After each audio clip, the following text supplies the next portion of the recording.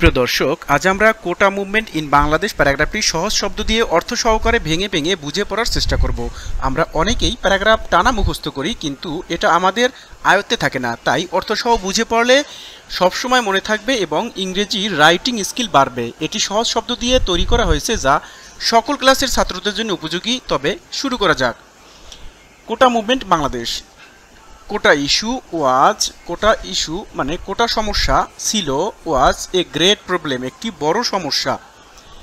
In Bangladesh, বাংলাদেশের।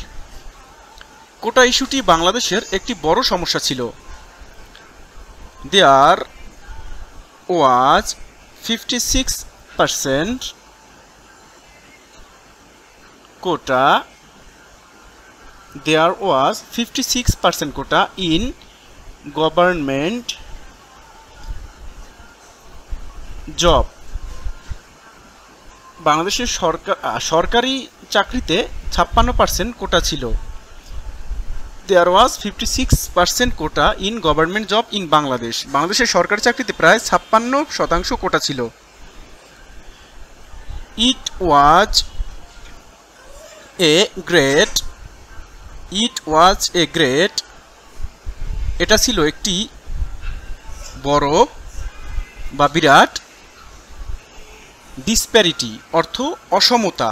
ইট ওয়াজ a great disparity, এটা ছিল একটা বড় অসমতা। ইন এমপ্লয়মেন্ট, চাকরির ক্ষেত্রে, এটা ছিল চাকরির ক্ষেত্রে একটা বড় অসমতা।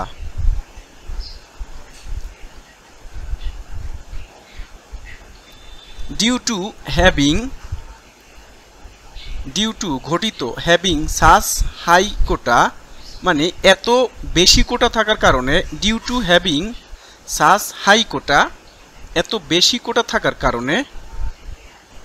স্টুডেন্টস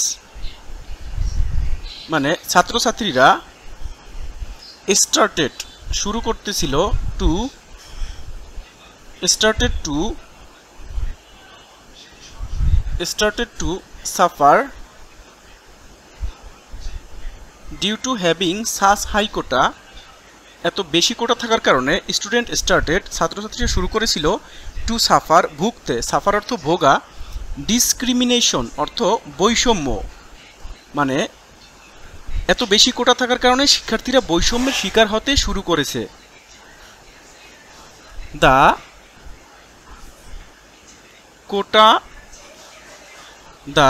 কোটা মুভমেন্ট, কোটা আন্দোলন। ওয়াজ ছিল, ফার্স্ট স্টার্টেড, প্রথমে শুরু হয়েছিল। The quota movement was first started in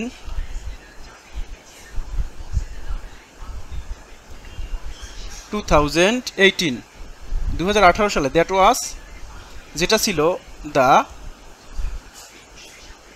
movement rapidly, অনবরত। অ্যাটেইনড পপুলারিটি মানে দ্রুত এটার জনপ্রিয়তা বাড়তে থাকে। এমং দ্য স্টুডেন্টস, মধ্যে, এমং অর্থ মধ্যে, স্টুডেন্টস ছাত্রছাত্রীদের মধ্যে। Of different universities and college. The quota movement was first started in 2018.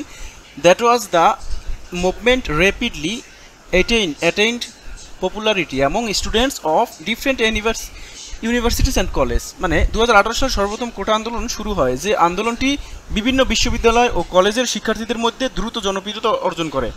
The students, ছাত্রছাত্রীরা। স্টার্টেড মুভমেন্ট, আন্দোলন শুরু করেছিল। অ্যাগেইনস্ট, বিরুদ্ধে। দ্য কোটার বিরুদ্ধে। ফ্রম দ্য বিগিনিং, শুরুতে। অফ জুলাই 2024 মানে 2024 জুলাই থেকে আবারও কোটার বিরুদ্ধে আন্দোলন শুরু করে শিক্ষার্থীরা।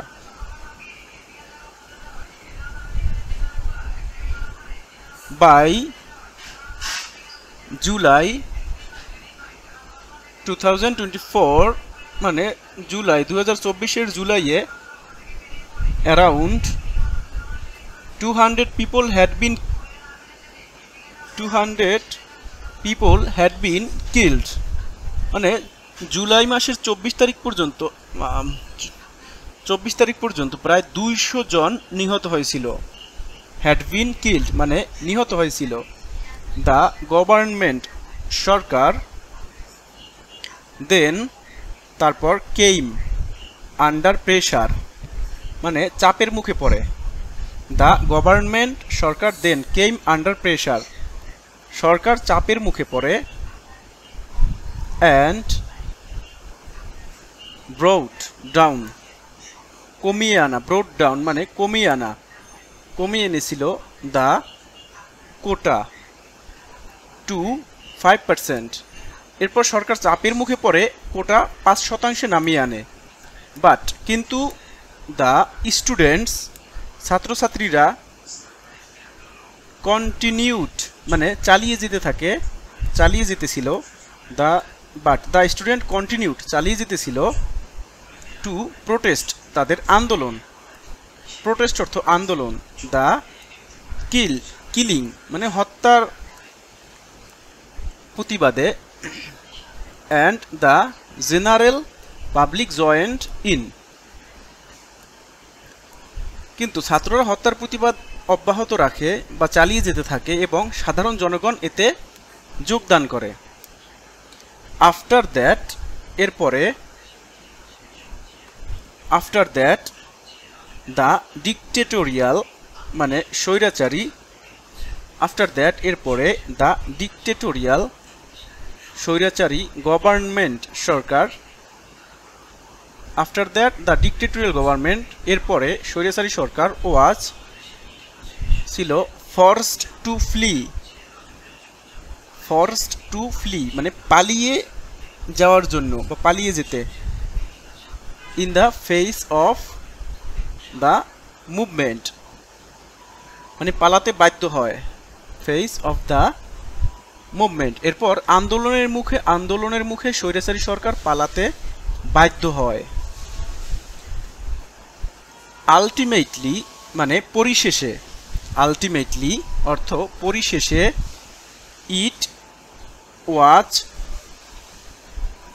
এ সাকসেসফুল পরিশেষে এটা ছিল সাকসেসফুল একটা সফল মুভমেন্ট একটা সফল আন্দোলন। অবশেষে বা শেষ পর্যন্ত এটি একটি সফল আন্দোলন হয়েছিল। Thanks for watching. Please subscribe and suggest me how to present paragraph properly. Thanks.